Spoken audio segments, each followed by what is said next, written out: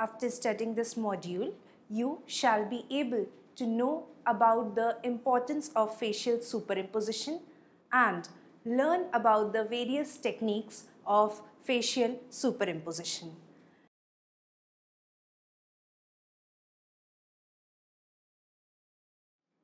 In some forensic investigations, the usual methods utilized for human identification can be unsuccessful, and the police may have few clues as to the identity of an individual.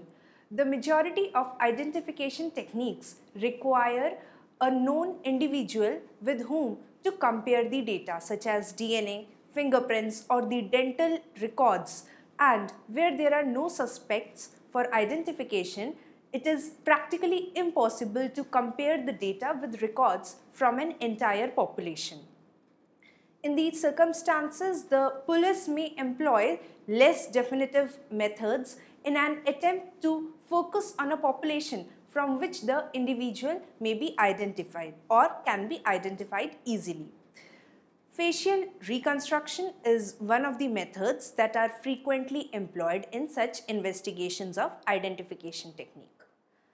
Facial reconstruction, otherwise also known as facial approximation, is the process that is utilized to reproduce the facial appearance or the facial characteristics of an individual and also include a number of different procedures.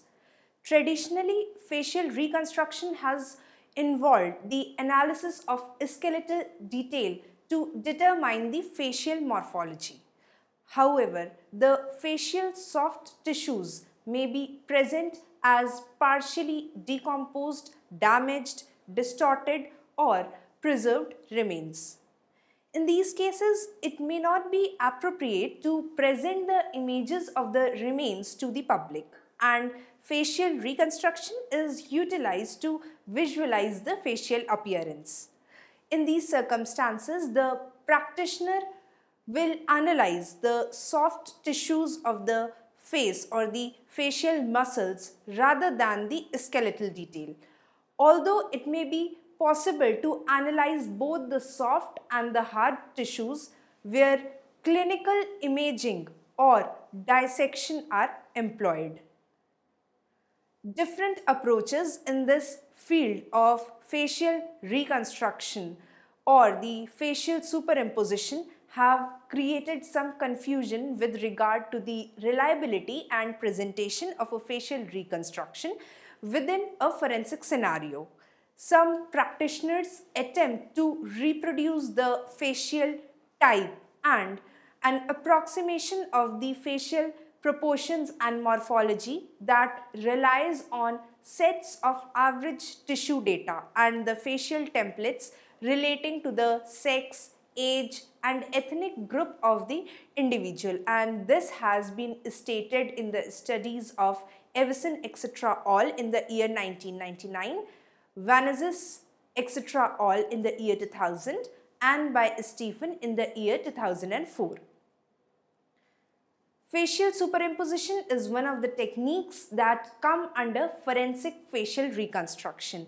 It is a technique by which a particular skull recovered can be matched with the photograph.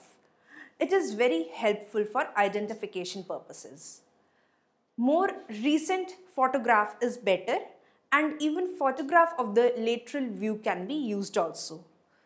Two negatives are prepared, that is one of the person and other of the skull. Appropriate magnification is done to achieve maximum alignment and where interpupillary distance of both exactly matches. It is a known fact that the interpupillary distance of a person never changes regardless of his age. The two negatives are then superimposed by keeping over each other and various points are to be compared. The canthus, the nasion, the nasal spine and the lower border of the nose and upper jaw and the supraorbital ridges, the angle of jaw and external auditory meatus and the teeth etc. are compared, and a photograph is taken which is analyzed for similarities and dissimilarities to arrive at a specific conclusion, whether it matches or not. This test has more of negative value as it can definitely rule out a combination of a photo and a skull, though only a possibility of a match can be established. Next, we will start with the two-dimensional images. In certain circumstances, photographs or X-rays of the skull may be the only available information, and access to the original specimen may be restricted due to the legal matters, inaccessibility, destruction or damage. Where images of the skull are considered adequate, the two-dimensional facial reconstruction can be performed. Ideally, the skull should be in the Frankfurt horizontal plane or the FH plane, or better known as FHP. And for 35 mm photography, a lens with a focal length of 100 to 200 millimeters and a camera position of no less than 12 feet per 3 meters from the skull will avoid distortion. When there is access to the original specimen, the facial anthropologist should take the scaling measurements or include a visual scale in the foreground of the images. If possible, tissue depth markers should be attached to the skull prior to the production of images so as to provide the maximum number of tissue indications. And when this is not possible, but a scale has been included, some of the tissue depth markers can be indicated on the overlays superimposed onto the images of the skull.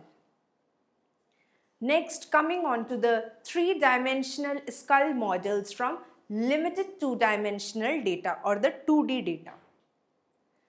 When access to the original specimen is not possible either directly or via three-dimensional clinical imaging, methods of the three-dimensional model production from the 2D data such as radiographs, photographs and craniometrics may be utilized for that purpose.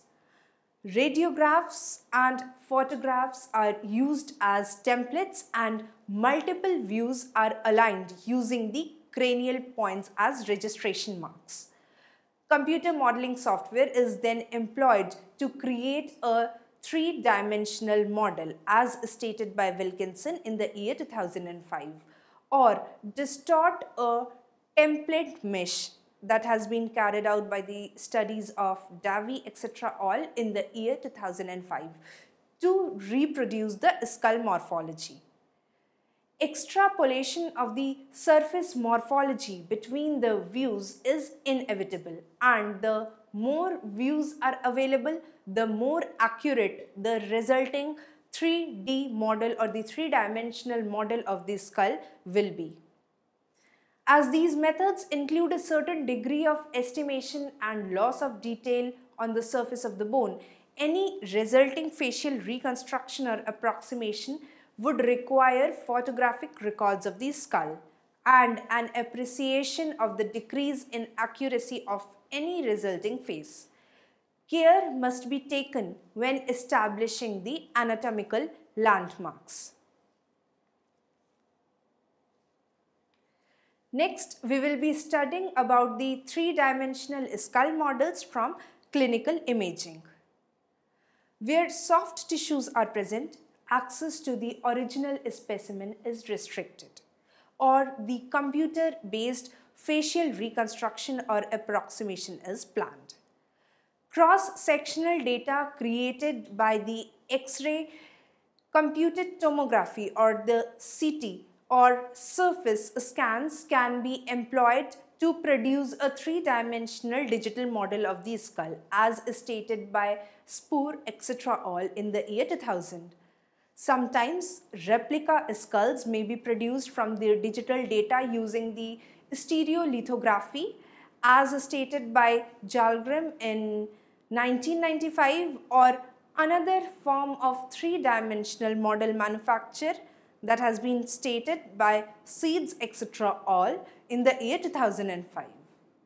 where digital data from surface scans and CT scans are employed, the limitation of the data must be taken into account.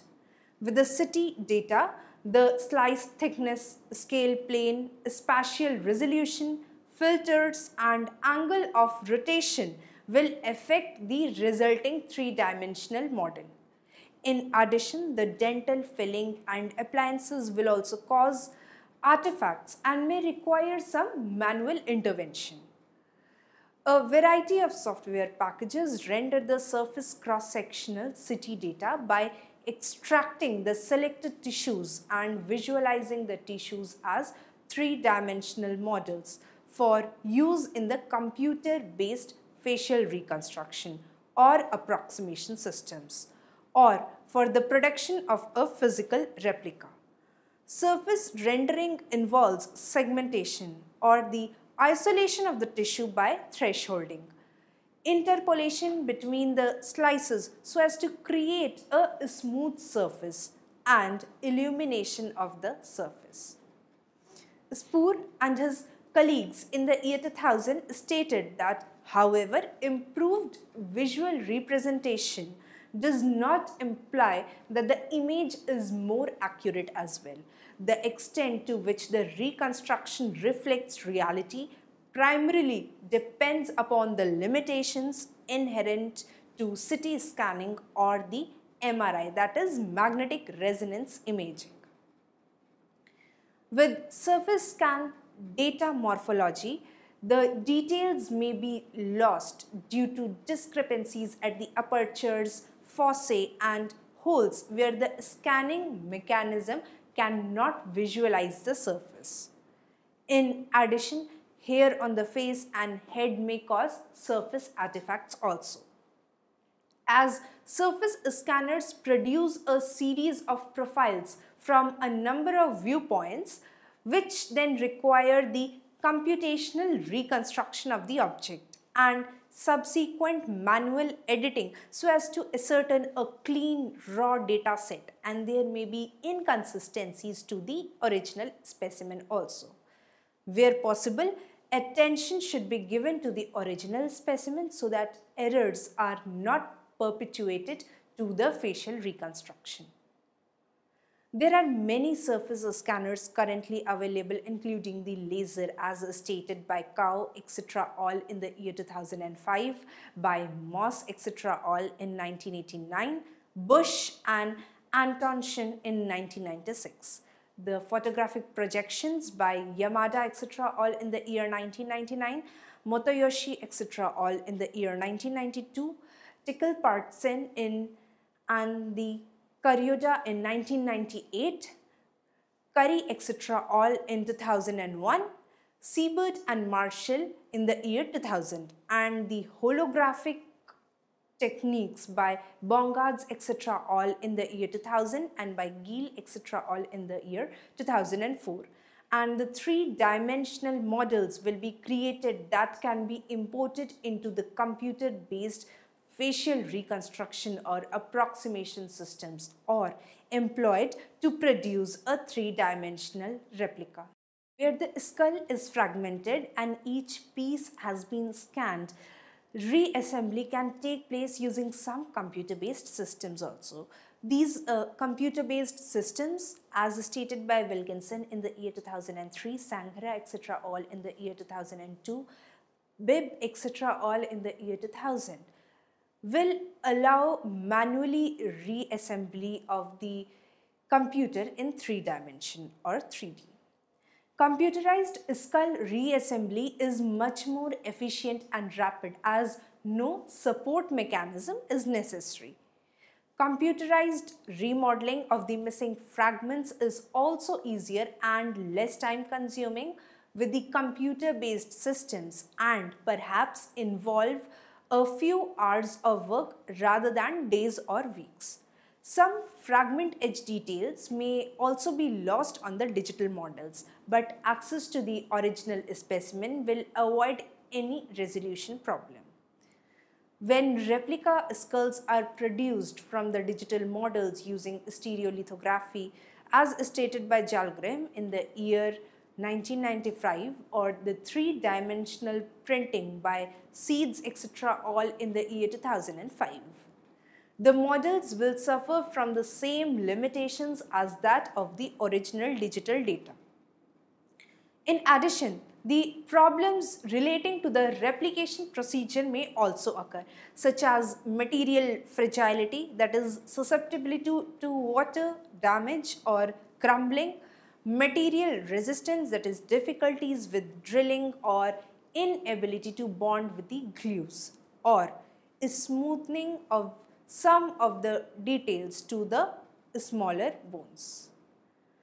Next, we will study about the craniofacial superimposition. The photographic superimpositions in its simplest form includes creating a photographic image of the skull that can be superimposed on an ante-mortem photo of that individual or the person. Superimposition assumes that photographs accurately reflect the details of the face of the individual. Although using a camera solves some of the problems of direct cranial reconstruction, such as tissue thickness or the ability of the artist, the new problems are created.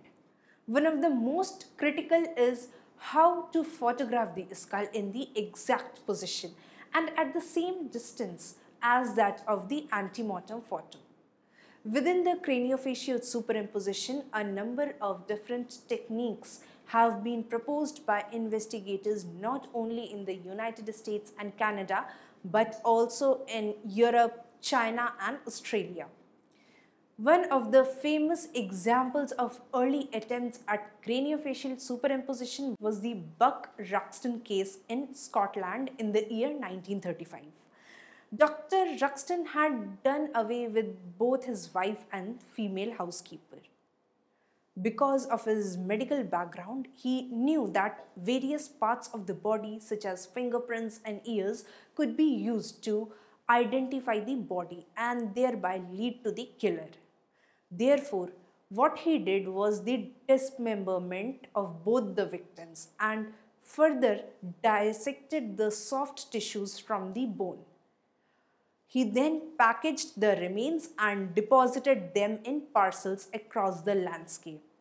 As the investigations began and as more bundles were recovered or found, it was very difficult for identification as it superseded the shock over this grisly case.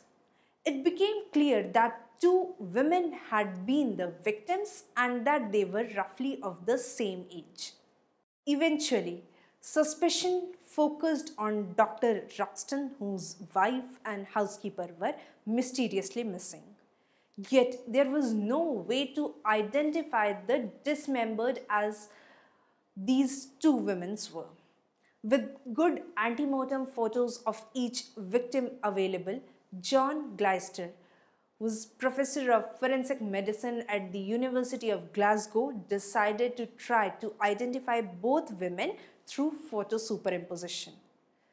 One of the principal difficulties in this technique is placing the skull at the same distance and position as that of the head in the picture. Fortunately, in the case of Ruxton, Mrs. Ruxton had been photographed shortly before her death. The local town photographer was able to reconstruct the distances and the angles in the ante-mortem photo by using the same gown and tiara in the post-mortem photo. The match between ante-mortem and post-mortem photos along with other evidence was good enough to identify Mrs. Ruxton and to convict Dr. Ruxton. In more recent times, others have experimented with this technique, and one of the most notable techniques was developed by Tadao Fourier, forensic anthropologist in the US Army Central Identification Laboratory, or CIL, first in Japan and then in Hawaii. Fourier used a system that included a large format camera, front surface mirror, and a beam splitter or the partial mirror to create his superimpositions. This technique allowed him to use an original live photo to position the skull correctly. In this way, a transparency photo of the skull could be laid over the live photo to see if they matched.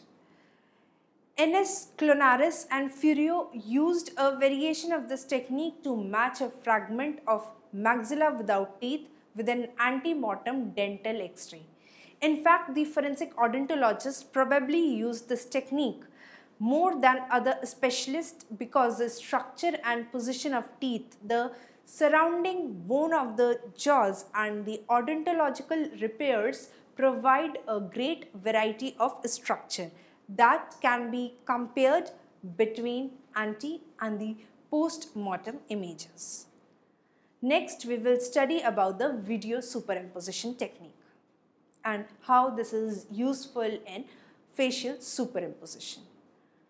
The introduction of video cameras and computers has taken photo superimposition a step further. Instead of using mirrors and still cameras, two video cameras are used. One focuses on the skull and the other image is centered on the ante-mortem photo. As with still photos, the ante-mortem image is used to orient the skull. The difference is that a video mixer is used to superimpose the two images through the cameras.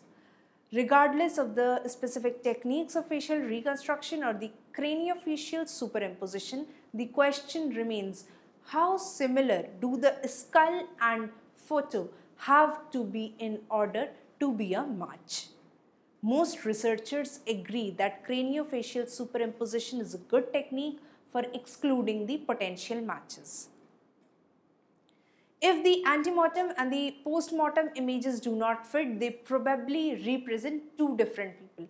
However, it is a technique so accurate that if two images match, they will represent one and only one person.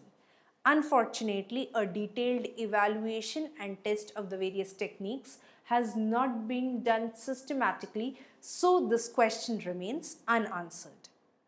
There are cases in which each of these techniques has been used successfully, yet both can be misleading. Virtually all the investigators who have proposed one of these techniques say that it should never be used by itself to establish the identity of an individual, and other evidences is always required.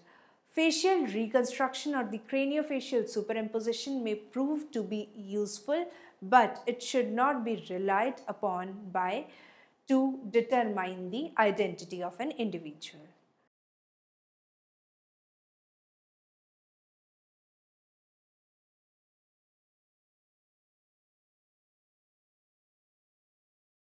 Let us summarize this module. Starting with the first, facial reconstruction, also known as facial approximation, is the process utilized to reproduce the facial appearance of an individual and includes a number of different procedures. Different approaches in this field have created some confusion with regard to the reliability and presentation of a facial reconstruction within the forensic scenario. Facial superimposition is one of the techniques that come under forensic facial reconstruction. The canthus, the nasion, the nasal spine, and the lower border of the nose and upper jaw, the supraorbital ridges, angle of jaw, external auditory meatus, and the teeth, etc. are compared, and a photograph is taken which is analyzed for similarities and dissimilarities so as to arrive at a specific conclusion. When access to the original specimen is not possible either directly or via the three-dimensional clinical imaging, methods of three-dimensional model production from two-dimensional data such as the radiographs, photographs, or craniometrics may be utilized.